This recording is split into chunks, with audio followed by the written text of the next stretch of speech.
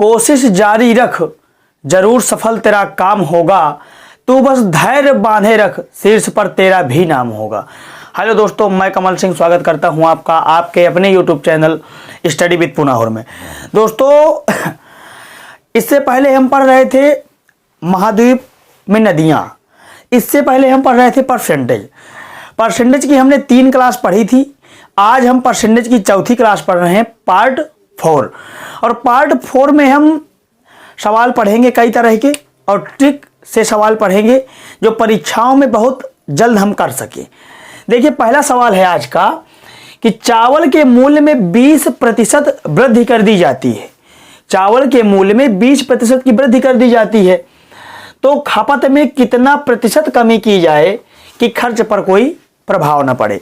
पहले आप ऐसे समझिए मान लीजिए पहले आप 20 रुपए किलो चावल खरीद रहे थे। 100 रुपए में आप कितना खरीद पाएंगे? 20 रुपए किलो में 5 किलो, 20 पंचे 100, 5 किलो। अब चावल का मूल्य बढ़ गया। चावल का मूल्य मान लीजिए कि 20 से 25 रुपए किलो हो गया, तो कह रहा है कि खर्च आपको उतना ही करना है। अगर आपको कह दिया जाए कि 100 रुपए हैं आपके पास, चावल लेकर आओ, तो पहले आप चावल लाते थे 20 रुपए किलो वाला 5 किलो, अब वही चावल हो गया 25 में, और आपको कहा जा रहा है कि चावल चाहे कम हो जाएं लेकिन पैसे आपको उतने ही मिलेंगे। अगर रेट बढ़ेगा और पैसे आपके उतने ही है तो आपको सामान कम लेना पड़ेगा, यानी चावल आप कम लेंगे तभी तो बराबर हो पाएगा। तो पहले 20 रुपए किलो चावल था तो आप 5 किलो ले पा रहे थे 100 रुपए में, अब हो गया 25 रुपए किलो, तो आप कितना ले पाएंगे? 4 किलो।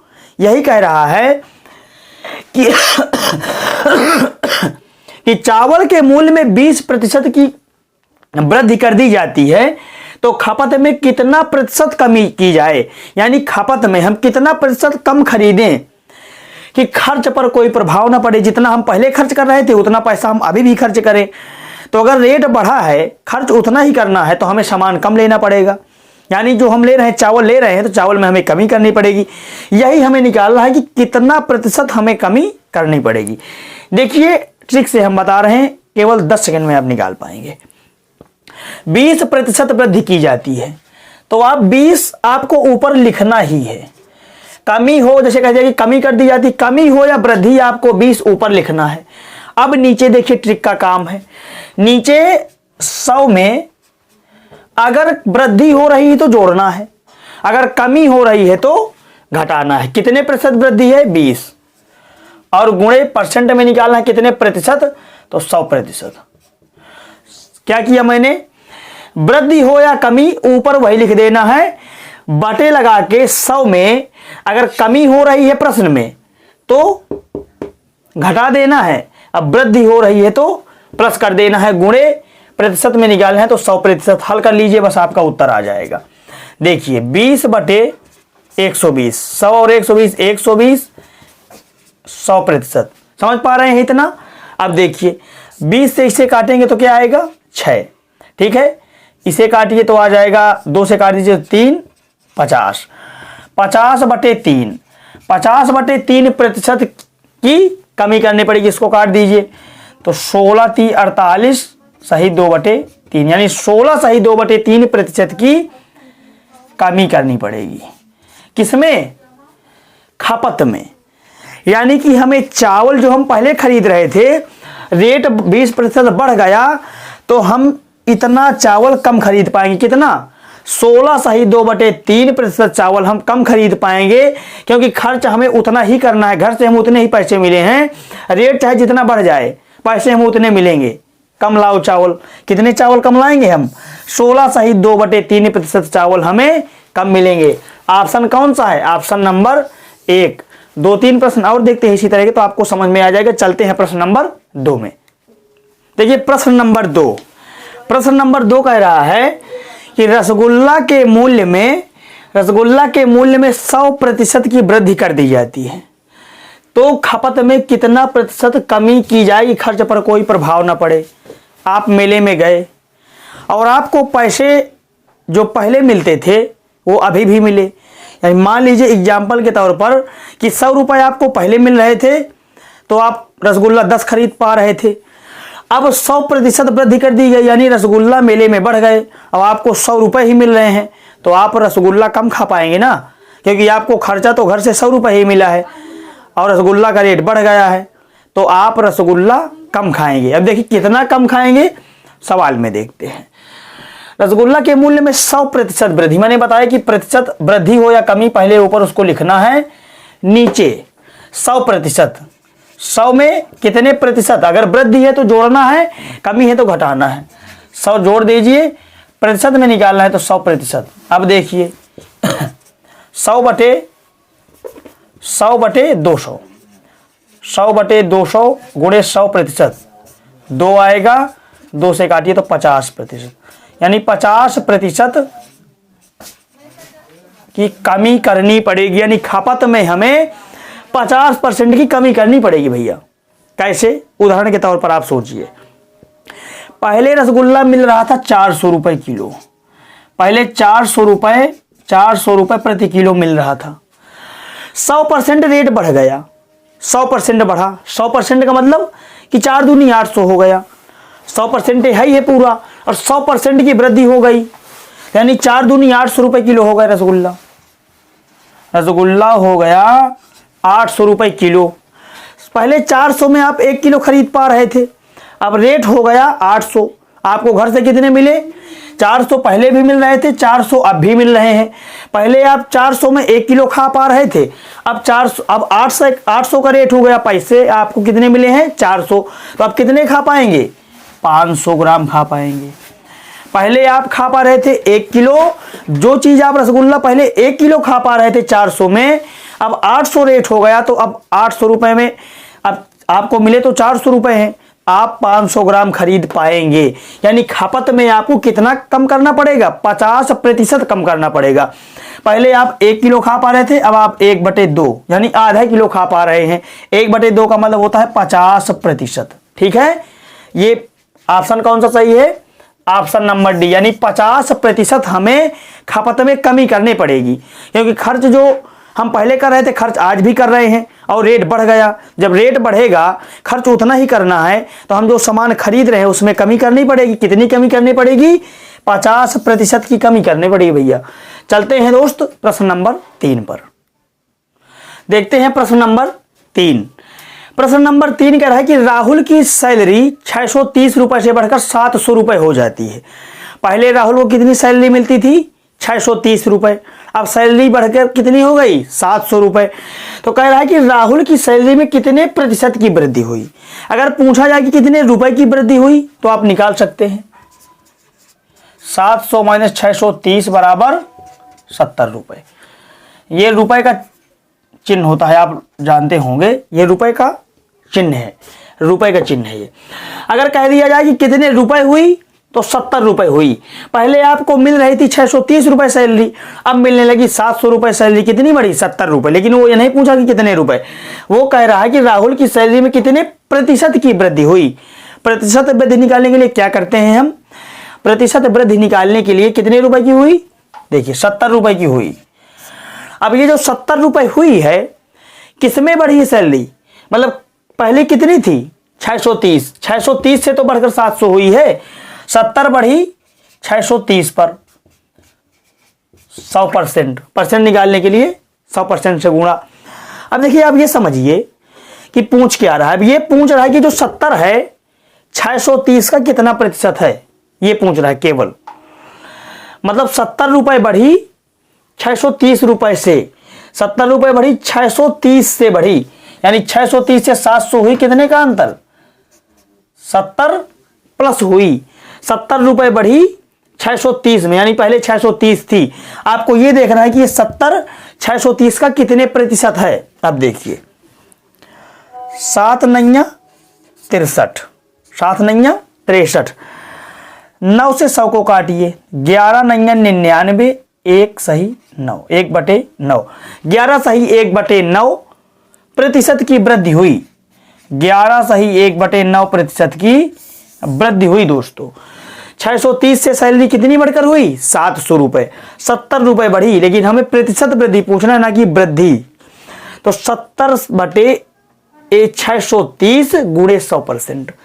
तो तो हमने निकाल लिया कि 11 सही 1/9% वृद्धि हुई राहुल की सैलरी में। ऑप्शन नंबर ए सही है। दोस्तों चलते हैं प्रश्न नंबर 4 में। देखिए दोस्तों प्रश्न नंबर 4 कह रहा है कि एक टीवी सेट की कीमत में 500 रुपए की बढ़ोतरी होती है। एक टीवी सेट था, उसकी कीमत में 500 रुपए की बढ़ोतरी हो गई। 500 रुपए की बढ़ोतरी होने पर उसकी कीमत क्या हो गई? 10,500 रुपए। तो कह रहा है कि टीवी सेट की कीमत में कितने प्रतिशत की वृद्धि हुई है? समझिए, 500 रुपए बढ़ने पर 10,500 हुई। कोई चीज आप बाजार में खरीदने गए तो कह रहा है कि भैया 500 रुपए बढ़ने के बाद 10,500 रुपए की हो गई, यानी 500 रुपए बढ़ोतरी हुई तो उसकी कीमत क्या हो जाती है? 500 रुपए बढ़ने पर 10,500, यानी कि पहले उसकी कीमत क्या थी? 10,000 थी। पहले उसकी कीमत क्या थी? 10,000। 500 रुपए बढ़ने पर क्या हो गई? 10,500। 500 रुपए बढ़ने पर 500 रुपए जब बढ़ गए तब उसकी कीमत क्या हो गई? 10,500, यानी कि 10,500 में हम 500 घटा दें, जो कीमत बढ़ी है, तो पहले क्या रेट था?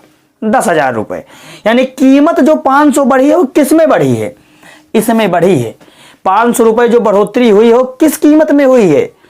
10,000 में 500 रुपए की वृद्धि हुई है। अब देखिए वृद्धि कितनी की हुई है? 500 की। किस में हुई है? 10,000 में हुई है, ना कि 10,500 में, क्योंकि 10,000 में 500 की वृद्धि हुई तब जाके कीमत 10,500 हुई है। 500 की वृद्धि हुई किस में? 10,000 में। परसेंट निकालने के लिए 100 का गुणा कर देंगे। हमें यह निकालना है कि ये 500 10,000 का कितने प्रतिशत है। यानी जो 500 बढ़ी कीमत, तो पहले कितनी कीमत थी? पहले 10,000 थी, 500 बढ़ने पर 10,500 हुई ना। तो कह रहा है कि 500 जो कीमत बढ़ी है वो 10,000 का कितने प्रतिशत है। अब देखिए 2 जीरो से 2 जीरो काट दीजिए, इस 5 से 100 को काट दीजिए, 20 आ जाएगा। 20 से 100 को काटिए, 5% 5% की वृद्धि हुई। मैंने आपको बताया था कि प्रतिशत में आपका जितना फास्ट कैलकुलेशन होगा उतना जल्दी आप सवाल कर पाएंगे। मेन चीज क्या है कि अर्थमेटिकल में, अंकगणित में प्रश्न को आप समझना सीख लीजिए। प्रश्न कह क्या रहा है, जो प्रश्न कह रहा है अगर आपने वो समझ लिया तो प्रश्न तो आ ही गया। अगर आपने प्रश्न समझ लिया तो ये मानिए कि उत्तर तो आ ही जाएगा आपका। चलिए देखते हैं प्रश्न नंबर 5। देखिए प्रश्न नंबर 5 कह रहा है कि दो संख्याएं किसी तीसरी संख्या के 20% तथा 25% के बराबर हैं। तो बताइए कि पहली संख्या दूसरी संख्या के कितने प्रतिशत के बराबर है। सबसे पहले हमें तीसरी संख्या पता नहीं है। कह रहा है कि दो संख्या किसी तीसरी संख्या वो तीसरी संख्या हमें पता नहीं है, तो हम मान लेते हैं। देखिए मान आप 10 से कुछ भी मान सकते हैं, 1 2 3 4 कोई भी संख्या आप मान लीजिए। लेकिन ये होता है अंकगणित में कि अगर आपने 100 मान लिया तो सवाल करने में आपको बहुत ही आसानी होती। मान आप कुछ भी लीजिए, सवाल आपका आ जाएगा। लेकिन हमें तरक्की नहीं दिखानी कि हमने तो 425 मान के सवाल कर लिया भैया। हमें वो मानना है जिसका उत्तर आसानी से आ जाए, क्योंकि हमें प्रश्न में, पेपर में जवाब देना है, ना कि तरक्की दिखानी है। जितना ज़्यादा हम प्रश्न कर पाएंगे उतने ज़्यादा हमें नंबर मिलेंगे, ताकि हमारा सिलेक्शन हो सके। हमें तरक्की नहीं दिखानी कि हमने तो 15,000 मान के किया है, 100 मानना है जिससे सवाल हमारा जल्दी आए। दो संख्या किसी तीसरी संख्या के, तो तीसरी संख्या हम क्या मान लेते हैं? 100 माना। तीसरी संख्या हमने 100 मान लिया। अब देखिए पहली संख्या क्या होगी और दूसरी संख्या क्या होगी। तीसरी संख्या आपने 100 मान लिया। दो संख्याएं किसी तीसरी संख्या के 20%। तीसरी संख्या कौन सी है? 100 है। तो 100 का 20% कितना हुआ? 20। 25% हुआ 25। ये आसानी होती है। आप मान सकते हैं 615 आपने मान लिया, तीसरी संख्या माना कि 615।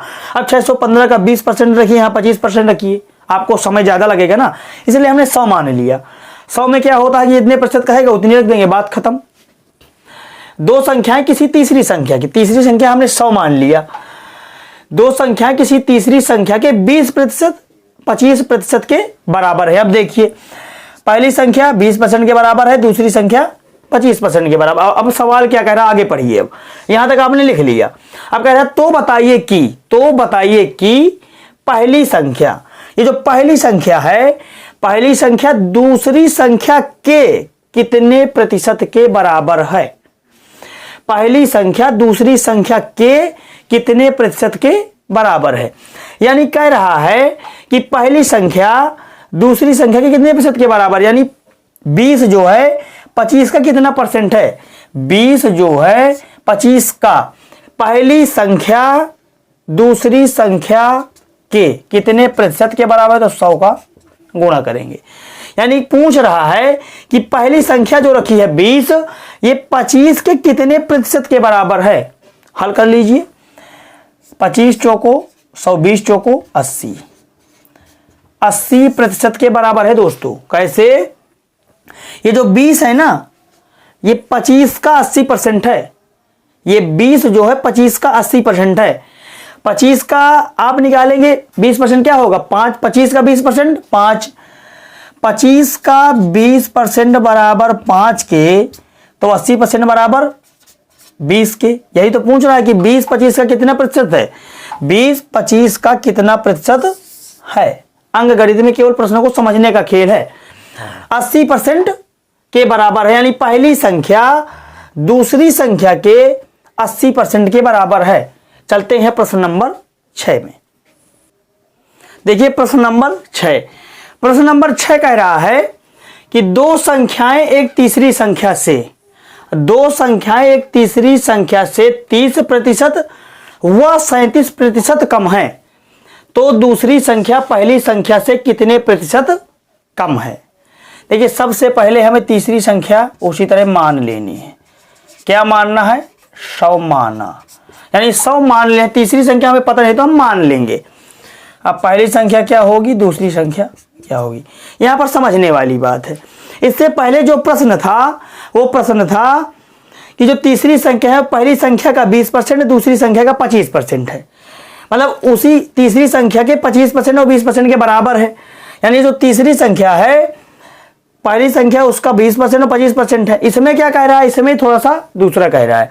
इसमें कह रहा है कि दो संख्याएं एक तीसरी संख्या से 30% व 37% कम है। कम लिखना है, पहली 30% कम है, दूसरी 37% कम है। देखिए प्रश्न जो कह रहा है उसको हमने गणित की भाषा में लिख दिया। दो संख्याएं तीसरी संख्या से, ये तीसरी संख्या हुई, दो संख्याएं तीसरी संख्या से 30% कम 37% कम। अब देखिए 100 का 30% कितना होता है, 30, यानी 30% कम है 70। देखिए पहली ये इससे 30% कम है, सही है, इससे 37% कम है, सही है। तो कह रहा है कि दूसरी संख्या ये वाली दूसरी संख्या पहली संख्या से कितने प्रतिशत कम है। कम तो होगी जाहिर सी बात, क्योंकि दूसरी संख्या क्या है 63 और पहली संख्या क्या है 70। तो कह रहा है कि दूसरी संख्या पहली संख्या से कितने प्रतिशत कम है। पहले हम ये निकालेंगे कि कितनी कम है, प्रतिशत वृद्धि बाद में निकालेंगे, पहले हम केवल वृद्धि निकालेंगे।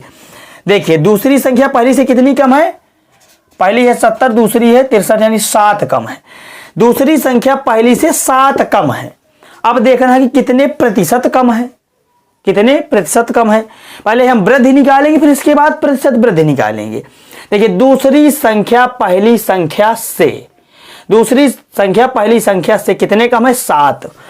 7 किससे कम है, पहली संख्या से। दूसरी संख्या पहली संख्या से, प्रश्न को समझिए, दूसरी संख्या पहली संख्या से कितनी कम है, 7। 7 पहली से 70, पहली क्या थी 70, 100% निकालना है। 10 सत्ते 70, 10 से 100 को काटेंगे यानी 10% कम है। जाहिर सी बात है अगर आप देखें कि दूसरी संख्या पहली से कितनी कम है तो 7, और 7 70 का कितने प्रतिशत है, 7, यानी कि 7 जो है 70 के कितने प्रतिशत के बराबर है, 7 दहम 70, 10 दहम 100, यानी 7 बराबर 10% के। तो ये 7 जो है 70 के 10% के बराबर है। दोस्तों पार्ट 5 हम कल पढ़ेंगे।